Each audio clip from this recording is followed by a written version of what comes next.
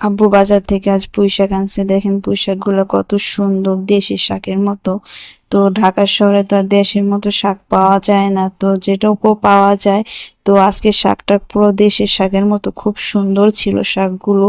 তো দেখে আব্বুর পছন্দ হয়েছে, তো আব্বু শাকগুলা নিয়ে আসছে। তো আমি শাকগুলা বেছে নিতেছিলাম।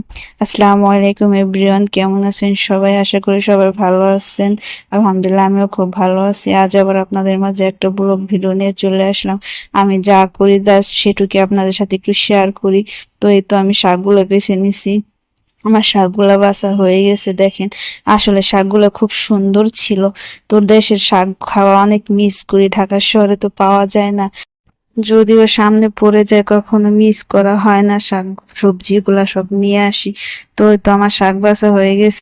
তারপর আমি যে কাঁঠালের বিচি বেছে নিতেছিলাম, পুঁই শাক দিয়ে আলু দিয়ে কাঁঠালের বিচি দিয়ে ভাজি করবে।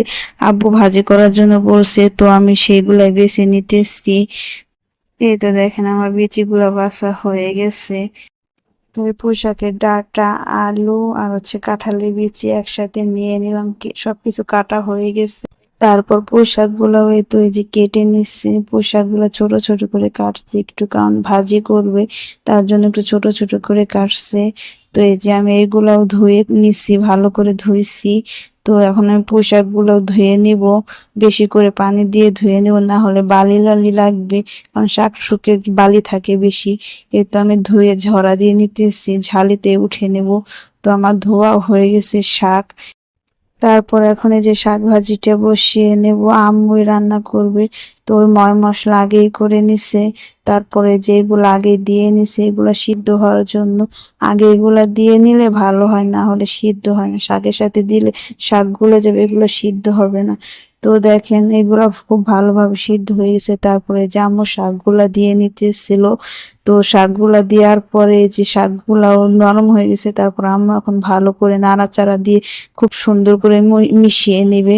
তো মিশানো হয়ে গেছে। দেখেন একটু পানি গলছে, এই পানিটা টেনে যাবে। তারপর এই তো আমাদের শাক রান্না করা হয়ে গেছে। দেখেন কি সুন্দর হয়েছে, শাকটা অনেক মজা হয়েছিল।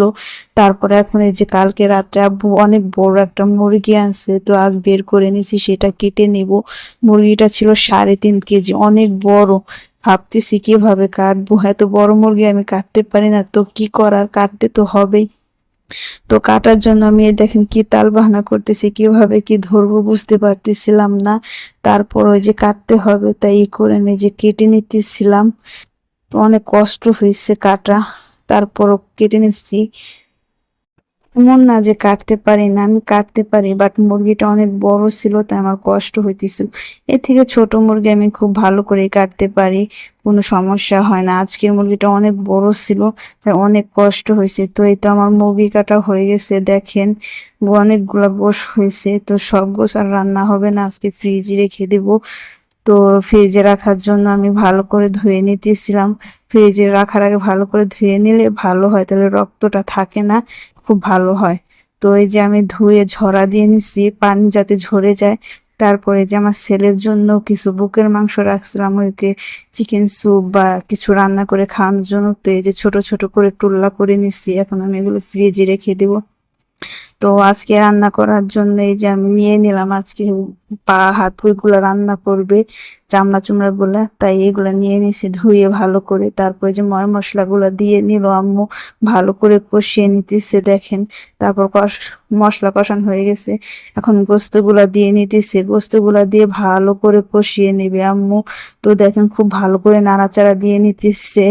তো এই তো কষানো হয়ে গেছে, কষানো শেষ। তো এখন আম্মু ওই যে ঝোলের পানি দিয়ে দিতেছে।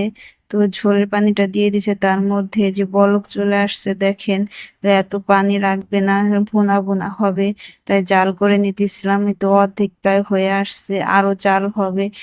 তো এই তো জাল করে নিলাম। তো দেখেন অলরেডি তরকারিটা হয়ে গেছে, কত সুন্দর হয়েছে তরকারি ফাইনালি। তো আজকের ভিডিওটা এই পর্যন্ত, সবাই ভালো থাকবেন, আল্লাহ হাফেজ।